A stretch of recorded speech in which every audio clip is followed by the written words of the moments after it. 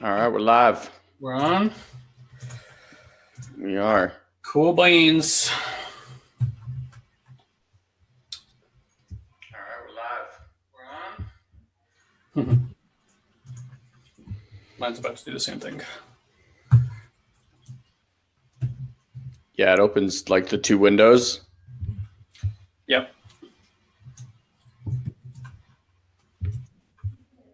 All right. Let me just edit the post real quick. Guys, we're just going to give it like a minute or two here, let people roll in. It usually takes people about like 2 minutes to get in here, and then we're going to jump in. In the meantime, say hi.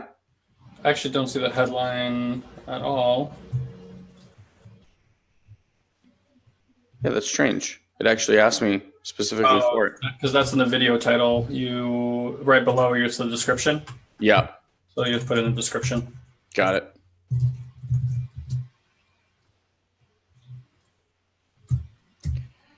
Hey, Simone. Good morning. What else we got? Oh, Richard Clark sighting. What's up, bud? Hey, guys, if you're popping in, just say hi, hit a few thumbs up or whatnot. Let us know that you're there. Okay, let me just finish this up real quick. I'm just going to tag you in it so you could just edit that way. Perfect. Perfect.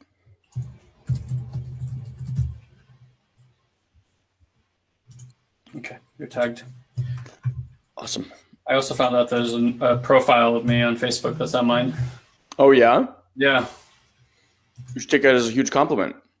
I can't remember if I set it up or what, but I found it recently, and then I asked them to shut it down, and they're like, we can't shut it down. It's against our policy. And I'm like, how is having a duplicate account with my picture on it against your policy? But it is, apparently. I know, what's his name? Who did I just see have the same issue? Somebody recently. Cam. That's right. Yeah, his is way worse. His is actually someone's actually using it for stuff. Yeah. Well, alrighty. All right, let's get this this thing cracking, huh? We haven't done one of these together in a while. I was gonna say this like the first time we've been together. You jumped on. Well, you were traveling. You were traveling, and I was traveling. Yeah.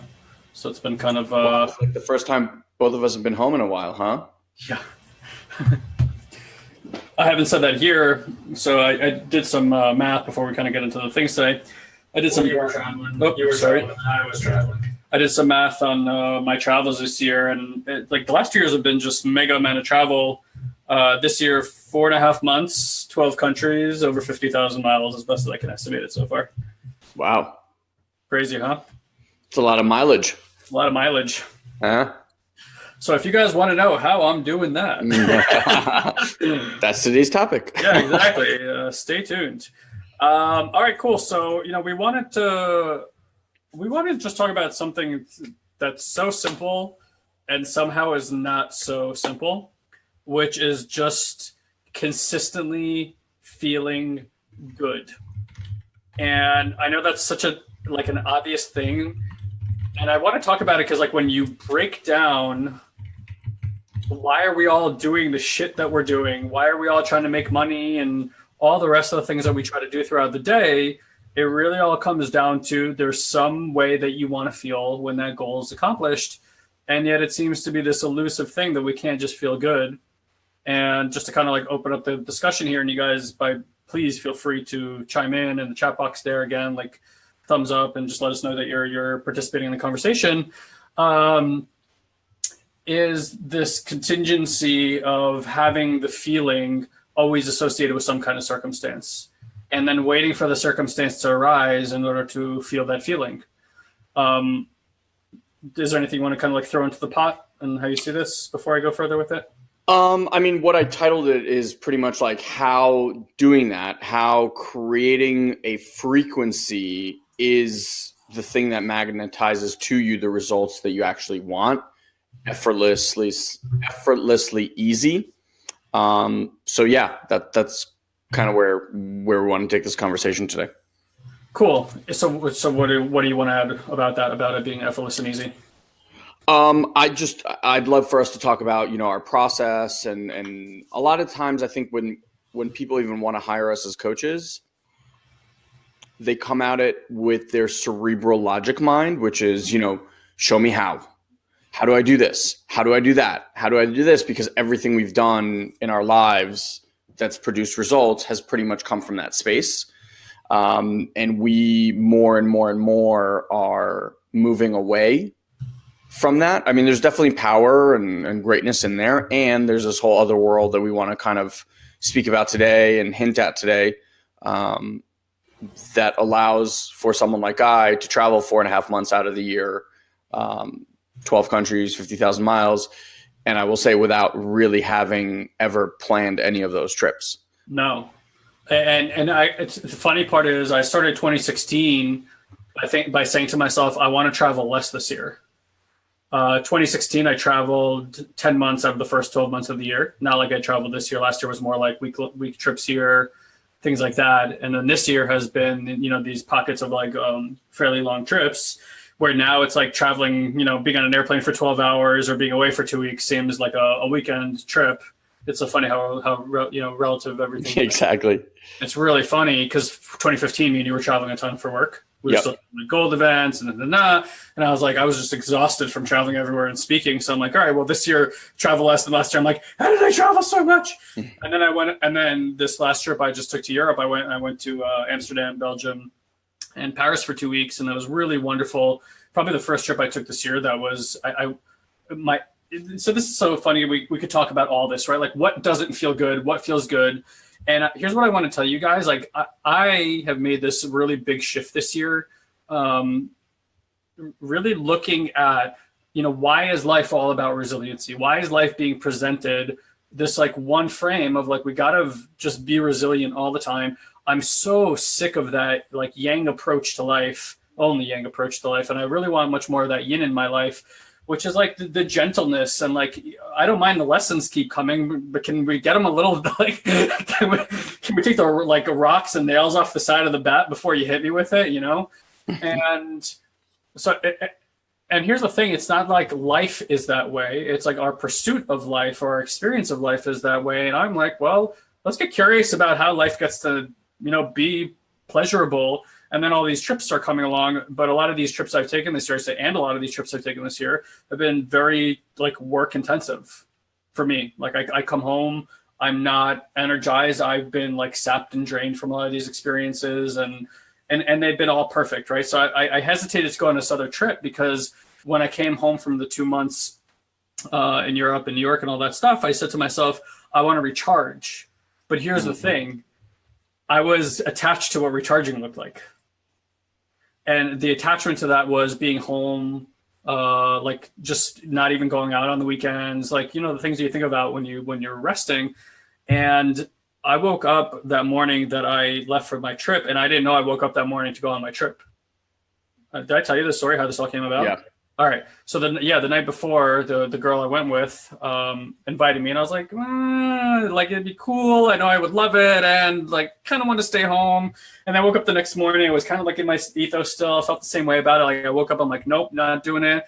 But like part of me is like looking for tickets. Like, could I? It's this last minute thing. And then I realized something, which was I'm done making decisions in my life. I'm done making decisions in my life. And here I am making a decision in my life. So I was like, and it's occurring like something to survive. Yep. You know what I mean? Like even this choice was like, let's just get it through the day. Whatever you feel about it later, we'll handle that then. But it's like, but I'm like surviving the emotions around trying to make this choice or not, right? And then I think to myself, okay, God gets to make this choice for me. I'm not going to choose today. And then I was like, well, how does God make this choice for me? Because like, now I need to communicate with God. And here's another attachment that I've had this year is like after Colombia, because the clarity of the messages that were coming through, like was going on for so long, like I had somehow convinced myself, like, that's the way God speaks to me. Speaks through channels. So like, then I would go through, but it's like energy cycles, right? So then I would like meditate and I'm like, all right, God, I'm listening. And it's like, nothing's happening. That happened to me and Dom and her too while we were going through like this really intensive 2-day thing. I'm like, yep, no messages. This must not be working.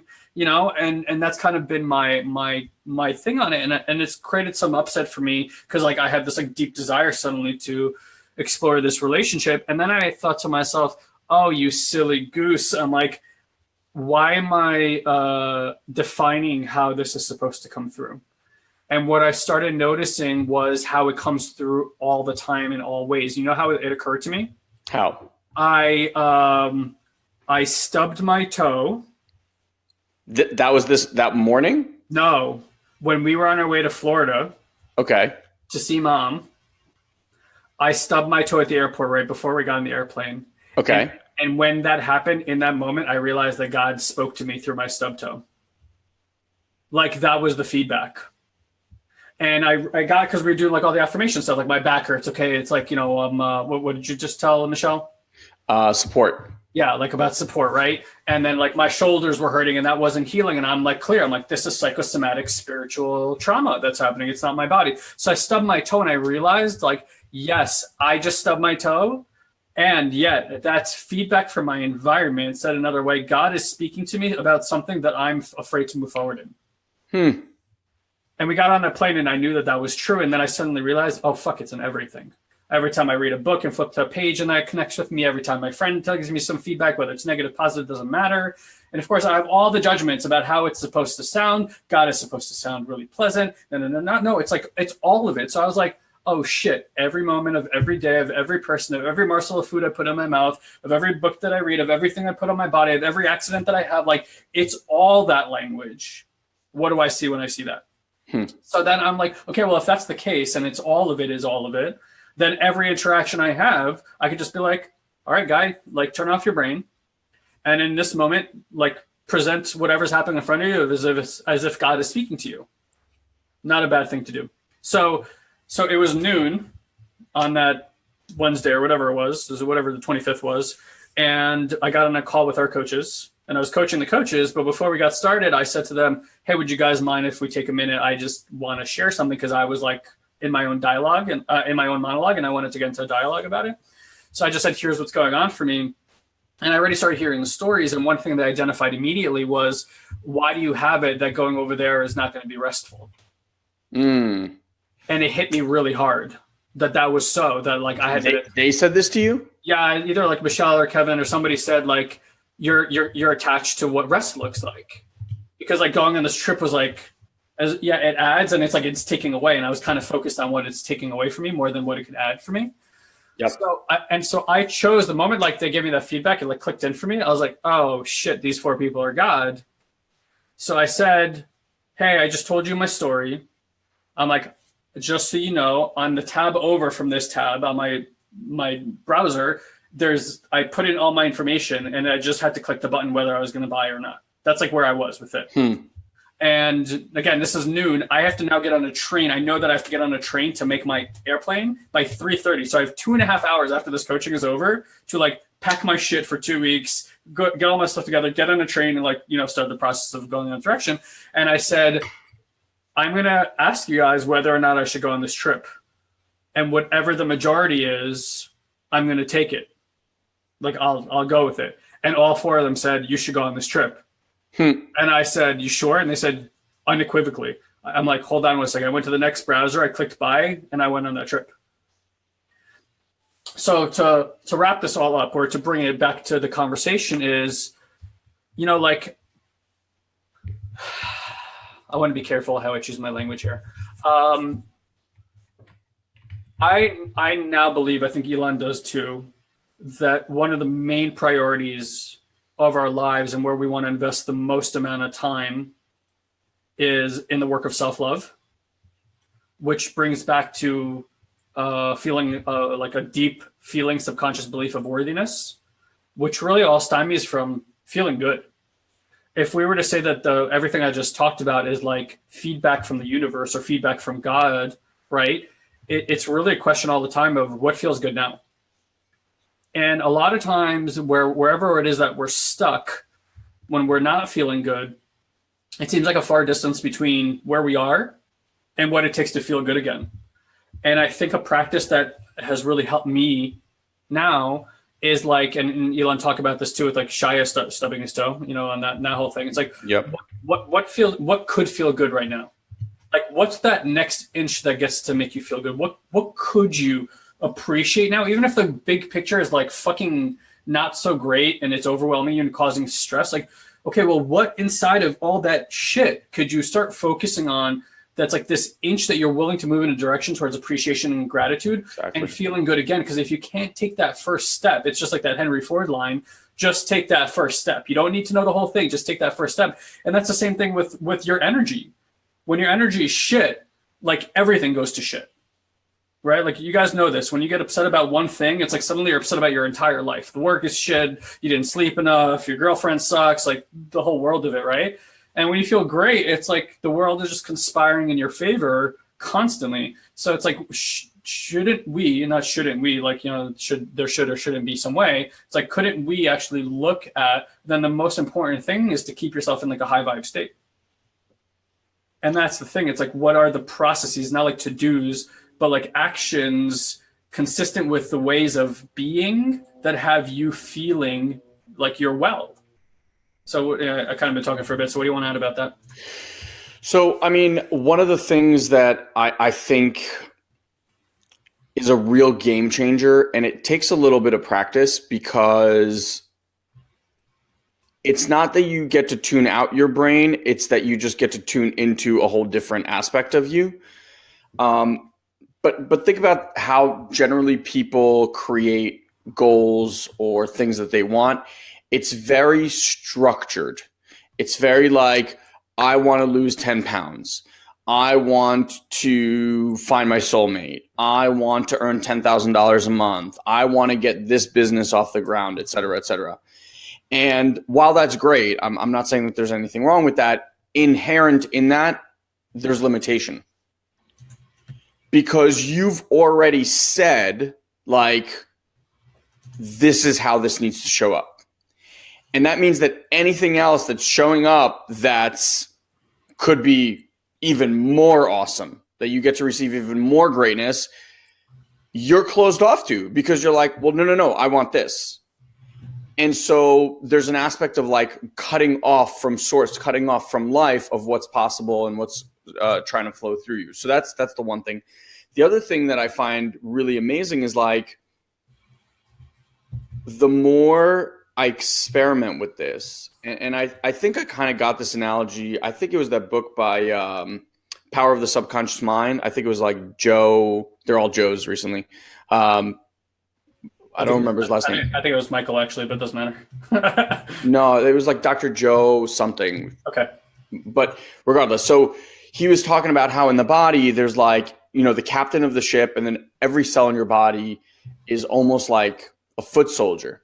And you're just constantly telling it what you want, and it just creates and paints your reality to match in alignment with what it is, even if it makes no fucking sense, even if it will harm you or go totally against you or all of it. It just that's what it creates. The issue inherent in that, and this is what we're talking about, like frequency creates your results, is that think about how most human beings, you probably included, go through your day. You don't even focus on how you want to feel. You just feel.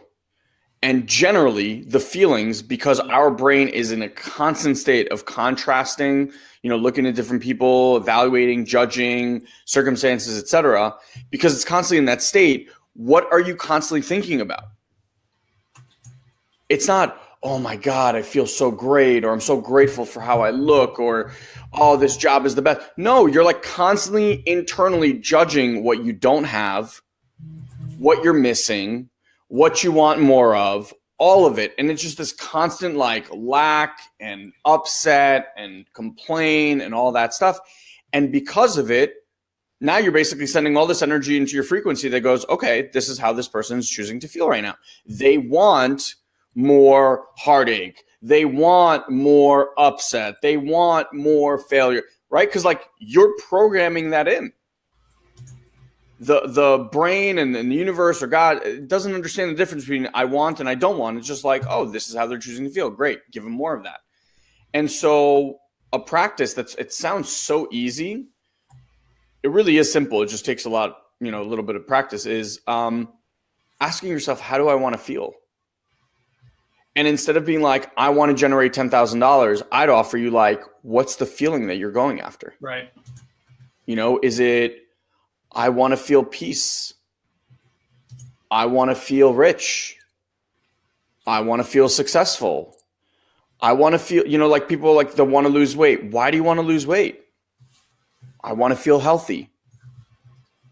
I want to be able to stand in front of a mirror and look at my body and go, God damn, you're a hot motherfucker. Ooh-wee. Right? Like that's the feeling. So the goal that most people are looking for, that's just something that you think is going to get you that feeling.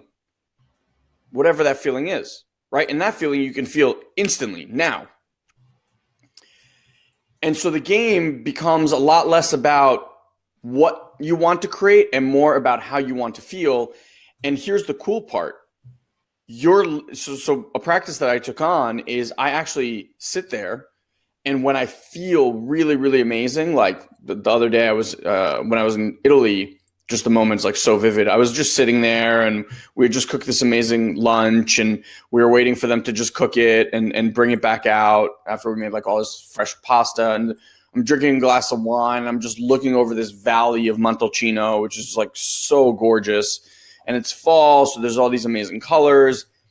And I almost start crying because I'm just in such a moment of awe for where my life is, where I'm at, who I'm with, how I got here, how I get to be here, what I just experienced in that kitchen. Like all of this, it was just so much stuff going through me that I'm grateful for and loving and all that stuff. And so a practice that I take on now is like in those moments when I'm vibing at the highest level, when there's so much gratitude and love just pouring out of every orifice of my body, I literally stop and go, this is how I get to feel all the time. Mm-hmm. This is my new program. This is the new truth. This is how I operate from here on forth. And what I'm basically affirming to the cells in my body is that this is, cells, how we get to feel going forward. And now these cells, like tuning forks, do what? They go, and just like I said, they acquire for you, if you're open to them, opportunities and possibilities for you to experience more of that feeling. Right? We were just on the phone with one of our clients, and like, most people when they're accelerating have this thing that stops them, right? Like they get to the ceiling and it stops, like they just keep bouncing off that ceiling. So it's this almost like self-sabotage thing. And when we focus on that, like every time it happens, right? Like you can notice yourself as like, if it's, even in a relationship, right? Like things are too good. It's going too good. Something bad has to happen. And then what happens? Something bad happens, right? Like, oh, I've never made this much money. Like, and then you get like all weird, right? And then something happens to bring you back down to what you're comfortable in. And that's a feeling. And then you just keep programming yourself like, oh, that's the feeling. Because you're so scared of the feeling, you just keep creating more and more and more of the feeling. And so if you just got from this conversation nothing other than that feeling, that frequency that vibrates inside of your body is that which magnetizes anything you want in your life to you, and magnetizes everything that you sit there and go, fuck, I can't believe I'm dealing with this again. It's the feeling. Mm-hmm. And just knowing that, I think, gives people access to something, at least to play with and experience with. And this is how Guy and I have just been manifesting results super, super easy. And for all the logic brains, and I'll let you say anything after this, for like all the logic brain people, and Guy and I are very logic brain. We've been doing, we did 10 years of just cerebral, like logic work. It takes something to just step out of that world because that world works so great. And so you want everything in a pretty bow with a pretty A plus B plus C minus D equals this. You want it all to be that way. And I would just offer you, like, what if it isn't? Because my experience of growth in the last year and really tuning into this has blown away the other stuff that I was doing before. Yeah. Yeah, I agree to the point where I find myself like not wanting to even coach on that. Yeah. They're both effective, right? Like, so I don't want to take anything away from work I've done. Obviously, I invested a decade in doing that kind of work. Same with you. I see when people like hit certain pockets of what they're working on, and it's like, I see with our students where like, even with one we're talking about, when I had a conversation with him 2 weeks ago, I'm like, okay, good. Now you're ready for that. Yeah. And I just noticed that like there's that line with everybody, like Michael's another example that recently like our conversations are much more engaging here versus like myself. And it just depends on where people are in their, and when I say understanding, I don't mean like logic and their like personal experiential understanding, that I know that receiving that information, the mind won't fully block it. Yes. Because it's so simple and the mind likes complex and formulas and stuff like that, that if you're trained that you have to understand before you're willing to take any action just on faith, because someone's like, hey, look, if you ride that bicycle, you're going to experience this thing called balance. Yep. And the person's like, well, I need you to explain to me what the balance is first. And then how to gain it. And if that's how the person's mind works, then it's like, guess what? You're not going to experience balance today, because like you got to get on the fucking bike. So I think there definitely is like a balance to be played there between those two worlds. And I have to agree, like for me, the last few months in our business, in my relationships, in just my general experience of being human, I don't know that there's ever been a time like this before in my life where everything just feels as if we're not doing anything. And guys, just to clarify, it's not like we're not doing anything. I think, though, the level of faith, and this is something we've been working on with our mom also, that I'm talking about here is like literally sitting on a couch, vibrating and manifesting, and then just getting curious about what shows up when you do, and then being like, oh, that matches the vibrational frequency that I'm outputting into the universe. It's amazing that all this stuff is happening. And I see for me and you, and even some of our clients, so you don't even say some of them, but like our clients, like how things are naturally arising and how much it always was happening that way. Yes. It was like, I didn't, I think I had eyes to see, not in the same expansive way that I see now, because it was always like possibility work. Okay, like, let me get my story. What do I have to give up? Let me see the impact. And part of that is it's still doing that release work, right? Except that it's like focusing on it through the level of understanding versus the level of feeling. And both systems to me are important. I know plenty of people who know how to feel like a motherfucker, but their mind is creating stories all the time, and what they're feeling is overwhelming them, or is actually ineffective because it's creating more overwhelm because the mind doesn't know how to stop. What's the word I'm looking for? Basically, like putting in its opinion all the time.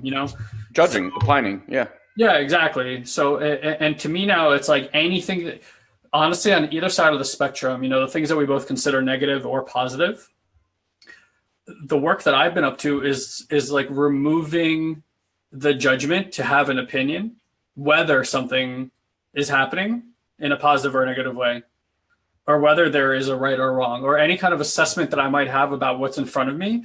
The moment I realize there's any kind of judgment, of course I'm attached to something. Of course I'm going to get disappointed about something. And this goes back to Vipassana too, right? No craving, no aversion. It's just be in the Tao, which is be on the path. It's a space between the things, and it all works seamlessly together.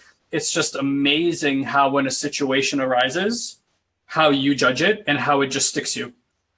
Like that, it just causes the resistance that creates zero momentum forward, and it kills the possibility of the magic that's supposed to be entering your life. So it's been this really beautiful thing, and it's more difficult when we start looking at like political events or homicide or mass shootings and stuff like that. I notice myself now, though, like my opinion about it is that's just what's happening. I know it sounds like almost ridiculous to say, because part of me wants to be like, of course, let's vilify, except I understand that I'm vilifying a part of myself. And then I'm like, well, I don't really want to have any judgment, right or wrong, about myself or society as a whole. There's something that it kills off as far as what's possible, and your ability to actually communicate with people who believe both things. Does that make sense? Say that last part. What do you mean by your ability to communicate with people? So if I take a position on like a mass shooting and something that happens, right? some people might be pro guns, and some people might be like, we got to put all the limitations on it. Now, I have opinions on it, right? Also, of course, like I'm for logical things that help and protect people. At the same time, it's like from a spiritual perspective, I get like having a judgment about the person murdering, the people killed, or anything like that is like I know how life is supposed to happen. Yep. Right. So I kind of have started taking this energetic, I want to say, position within myself is that I don't really have a judgment about murderers or anything else. And again, I mean this like in an energetic, spiritual way. Of course, my mind still wants to have judgments about, what's happening in society.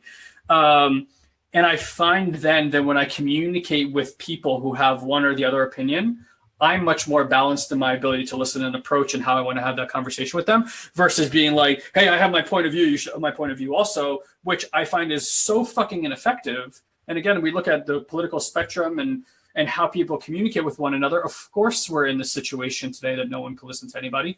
Everything's positional. When's the last time you watched anybody in the news, if you're still watching those things, and you saw like a person comes on to like give their opinion and somebody else gives their opinion and the person's like, you know what? You make a good point. That shit never happens. Never. Which is why you're not watching the news. because no one ever gives up a position. It's just you come on there just to talk about your fucking position. Yeah. It's like, of course the world is showing up that way. There's no possibility anymore. So I have a question for you regards in your trip and how you've kind of like, because I know even while on the trip, it was something that you were, do we get to go here? Do we get to go there? So, walk people through, I think more of like I hate to turn this into like a functional thing. And I think that people will get a lot of value from it when it's like, okay, well, what does that look like in practice for you? So you obviously shared how you end up booking up the trip. And I would say even in that sense, like that to me was more, you had the feeling, you almost didn't trust the feeling. So you went out into the world to validate and get agreement, etc. Yeah. What about? Okay. Yeah. Go ahead. Finish this thought. Yeah. So I'm saying like, one of the things that we work with people on as we're working on with ourselves as well is, when you know something so deep to your core, like who was I talking to about? Oh, I was talking to one of our clients about that book, Conversations with God. And Conversations with God, I don't know how much you guys know about it. By the way, absolutely fantastic, life-changing experience. It's so much more than a book. So the audio is great. The book is great. Doesn't matter what you do. There's 4 books. So one of our clients just went and finished all 4. And I was like, how was it? He goes, you know what? When it started, it's a little bit weird to get into because the concept is, a guy gets woken up at the same time every single night and starts hearing a voice. And the voice is like, get up and grab a pen and paper. And long story short, the guy ends up basically like channeling messages from, I don't know what you call it, God, or if any of you guys followed Abraham Hicks or Esther Hicks, similar in fashion, only he was just writing stuff. Like he would ask a question and like the answer would come and he would just write them. And so it's kind of like a strange concept to grasp. And I said, what shifted? He goes, I can't explain it. It's just inside my body, I would hear things, and it wasn't like I was hearing things for the first time. It was like different parts of me were like being reawakened and going, remember who you are. Remember how this operates. Remember how that operates. And I feel like when you get to that place where it's just so true, you don't need to go out and get approval. You don't need to ask people whether it's true or false or argue about your opinion. It doesn't fucking matter. It's so true to you. And like, that's the feeling that I know when I meditate, when I ask questions, like as soon as I get that sensation in my body, I just know it's true for you. There's no arguing. I can argue with it, right? Like, and sometimes I feel stuff about things that I'm like resistant to, because my brain, like I'll feel the feeling, which is for me, just so you guys can check in for yourself. For me, it's actually like in my heart, like here, kind of like in my sternum, and it's like a vibrating and like a pulling forward, like a very gentle, like, come on. And then as soon as that happens, this guy up here starts freaking out because he knows what's about to happen. Elon's about to do something crazy. And he's like, no, why would you do this? Right?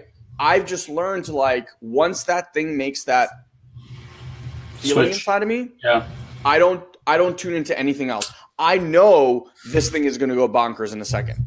I don't even listen to it. I'm like, I get that you're terrified. I get that you're scared. And here's what we get to do together. Totally.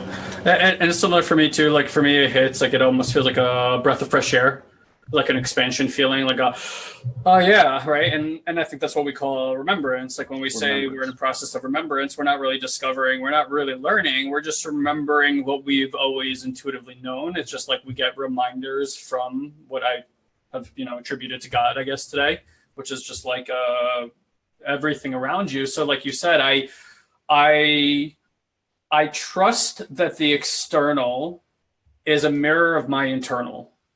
Oh, we should write that down. Say it again. Yeah, I trust that my external is a mirror of my internal. Just like I trust that my internal is going to, mirror external. So if I go out into my external and I look for physical evidence, the physical evidence I find will mirror and match that which is the internal wanting. Does that make sense? Yeah, absolutely. Okay, cool. So, and if that doesn't make sense to you guys, please let me know. So I know that whatever my inner beliefs now are going to show up externally. So if my inner belief is to go on the trip, then whoever I talk to is going to be like, yes, go on the trip.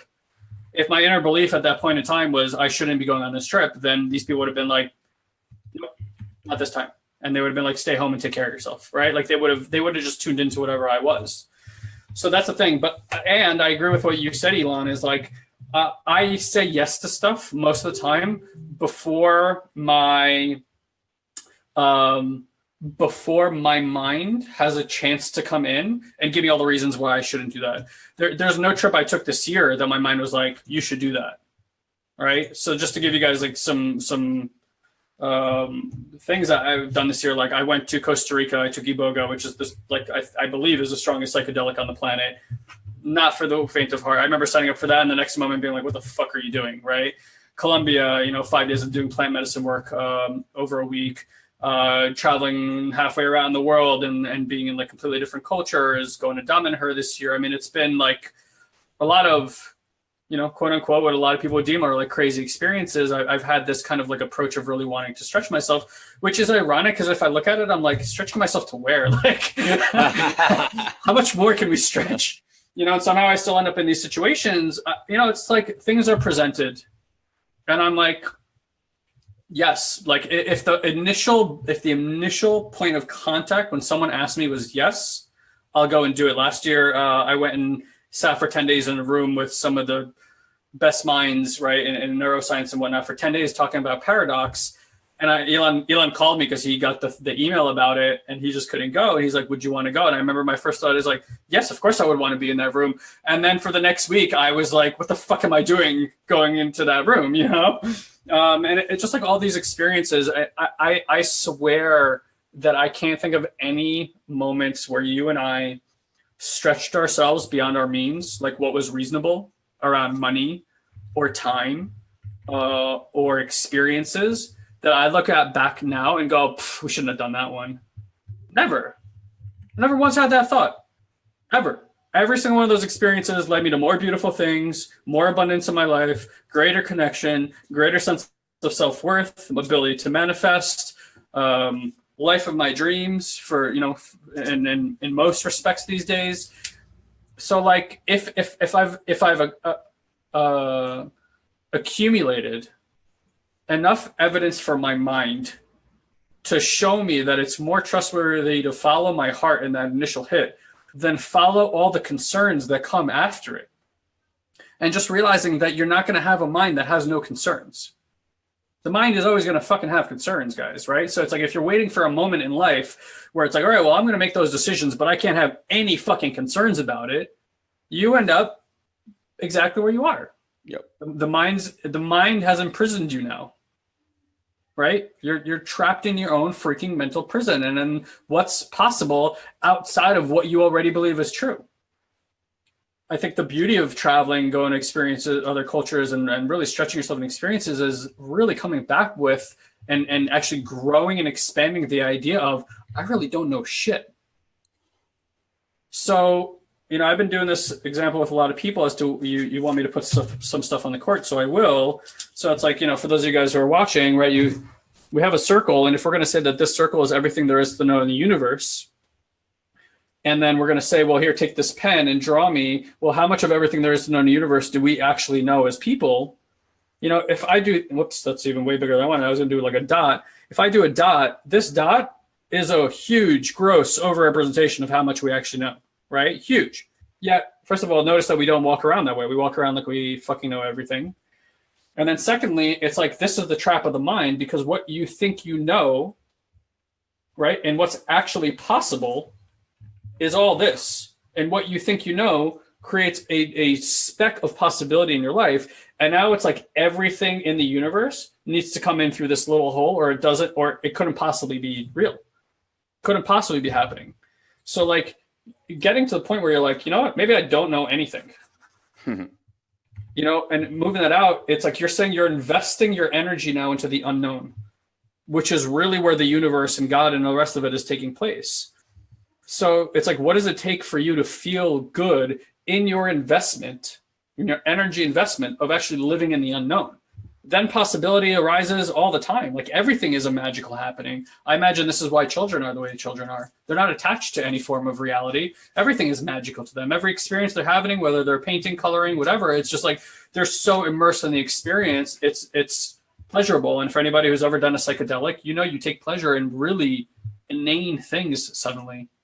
Like you'll look at like a glob of paint and you're like, oh my God, I never noticed how beautiful that is. Or look at a petal of a leaf and you're like, you suddenly see all these things that you've never seen before. It's just a different immersion, but you're kind of in this like really almost like transitory unknown state where you're shifting your way of being really quickly and then exploring that new way of being rapidly.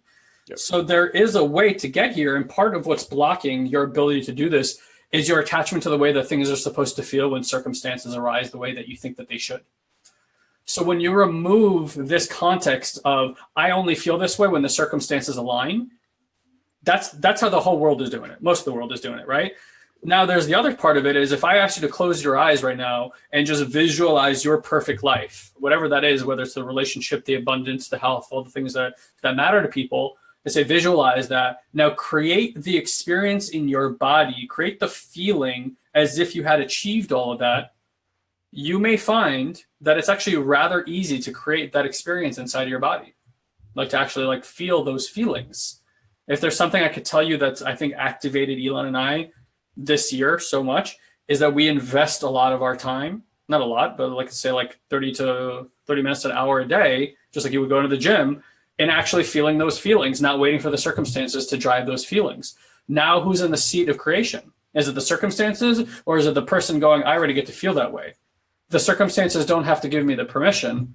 I'm the one that knows that my external is going to be a reflection of my internal, right? So that I know that then if I vibrate in that place, the external has to reflect that new vibration. Yep. It's law. It is law that it works that way. So that's the stuff right there. And here's where this whole thing ties together, and this is how like magical this whole thing is. If you're not producing the results that you want externally, where everyone that doesn't manifest fails, is you go out and you muck around in the external. You try to alter this or remove that person or bring in this person, or you know, that gym wasn't good or this business opportunity wasn't good, so I'm going to do that one. And yet it always shows up exactly the same. And if you just stopped in that moment and got, okay, how am I feeling right now? Okay, is this how I want to be feeling? Okay, no. So your feelings are created by one thing and one thing only, and that is your perception.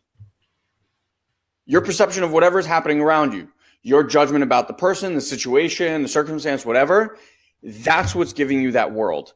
As soon as you alter that perception, now here's something that you want to get your head around, like, just because it's your perception doesn't make it true. Mm-hmm.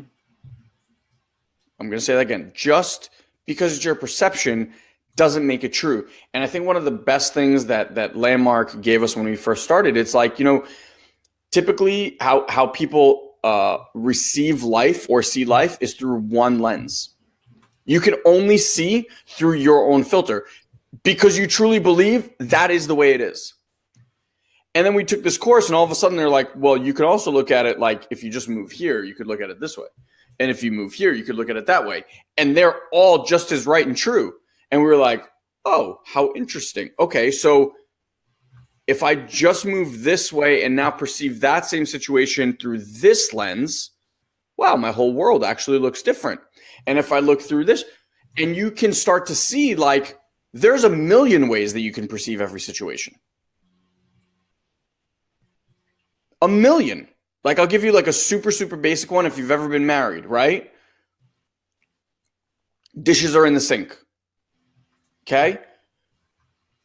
Let's just talk two extremes. One is, wow, what assholes I live with who don't clean up after themselves and make me do everything. That's going to create a certain world for you, right? You're going to be resentful against everybody. You're going to be hateful against everybody. And even though you love these people, the next time they say like, hey, do this and this, what's going to lead that conversation? Your perception about the fucking dishes and them,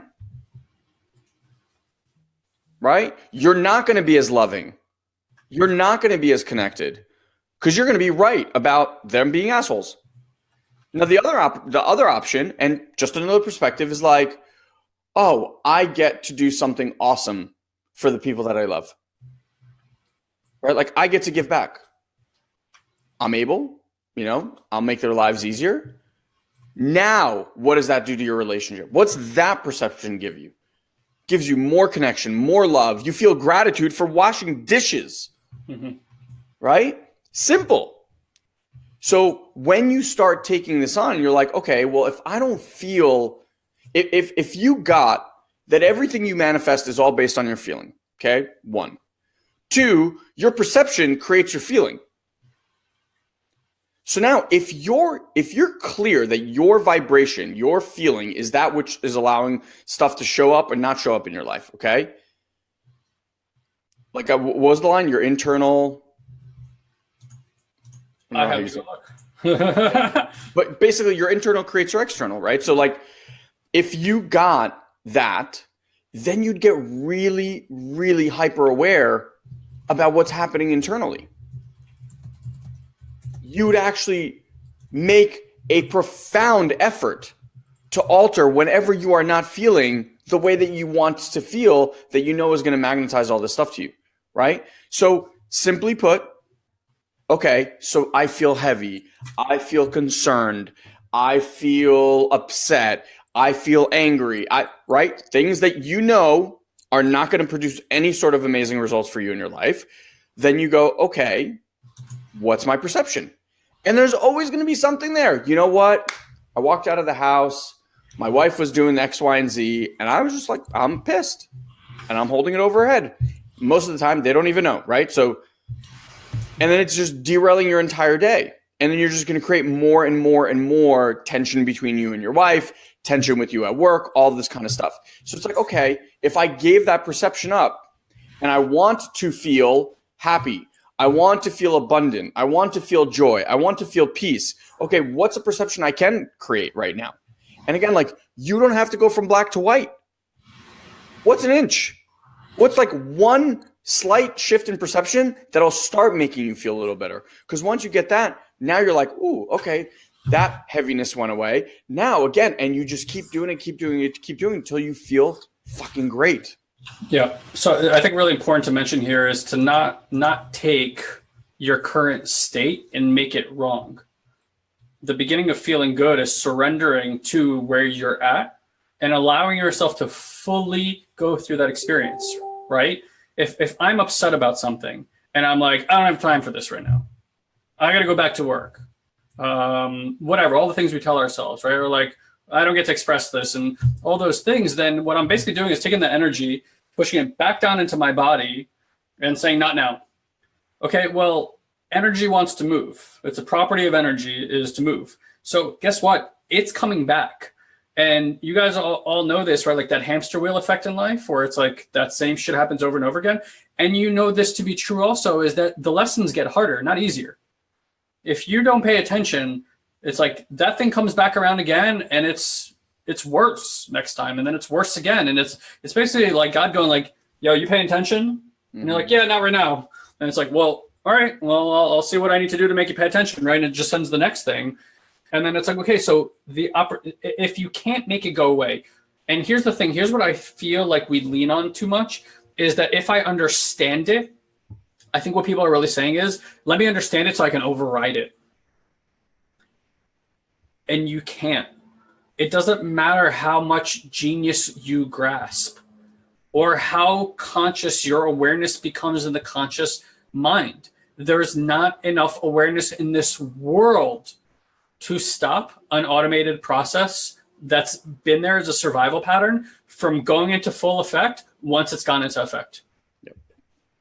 The only opportunity then is not to overcome, which you won't. You're not going to get rid of fear or sadness or confusion or frustration. That's just part of the mechanism. In fact, learning to love it like you learn to love being empowered and being in love and feeling joyous, it's all the same, right? That's what I mean about removing judgment.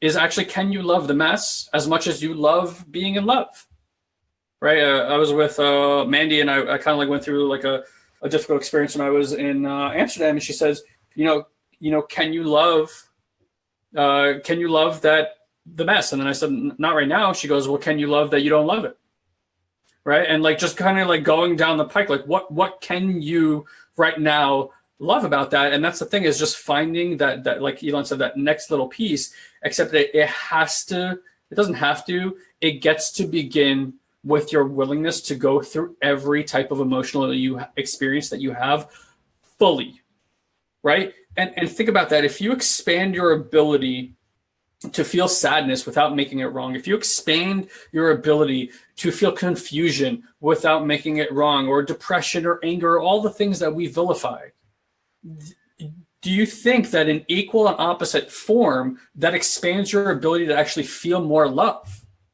and feel more connection? Because ultimately what we're saying is I'm just expanding my ability to feel. That doesn't relegate itself to just one feeling. And I could tell you, as a person who worked really, really hard at overcoming anger and had convinced myself that I had done it, 6-7 years later, I felt so cold and dead inside. I was no longer able to receive any kind of feeling communication. Like I sat there and I used to go to Elon. I'm like, I don't understand why when mom says I love you, I don't feel anything. And it's because I convinced myself that I could somehow override these systems. And I put so much awareness around this fucking thing, and it would still show up in anger. It wasn't like I had resolved anger, that it just like it decimated the rest of my ability to feel. Because it's like, if you try to kill one, you're going to kill them all. Yep. So it's like, if you just want to expand your ability to feel joy and love, guess what? You got to expand your ability to feel sadness and depression and actually go fully into it and be like, all right, I'm going to be with this until it decides to move, and just be gentle and patient through that process. Yeah. And we could talk about that. I think that'd be a good topic, just of allowing feelings to be there without the judgment that you're trying to fix something or get rid of something, because I think we've both had some pretty eye-opening experience around that as well. So we can maybe do that next Monday. Sure. Awesome, man. Awesome conversation. Let us know, guys, in the comment box. What I'd love to hear from you guys is what you got out of today's conversation. And if you want to take it a step further and actually use this community and start to really use the power of accountability, actually create what the opportunity that you're taking on for this week is.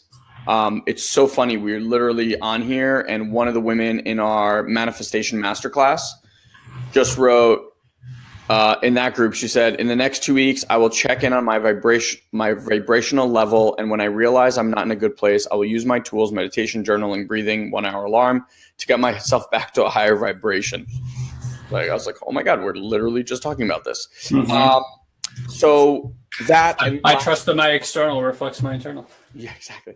And then lastly, I just want to let you guys know, if you haven't seen any emails or communication from us, so this Wednesday at 8 p.m. Eastern Standard Time, so that's 8 p.m. New York time, we are going to be hosting a live training talking about this and going further into other pillars. So there's 5 pillars for easy manifestation, and we're going to talk about those as well, and share with you a little bit about this 100-day manifestation masterclass that we've put together. So if you haven't been on one of the live trainings, you have an opportunity, 8 p.m. Eastern Standard Time. You can register by going to SatoriPrime.com/register. And look forward to seeing as many of you guys there. Brilliant. All right, everyone. Love you all. Love you. Bye-bye. Bye. Have a great day.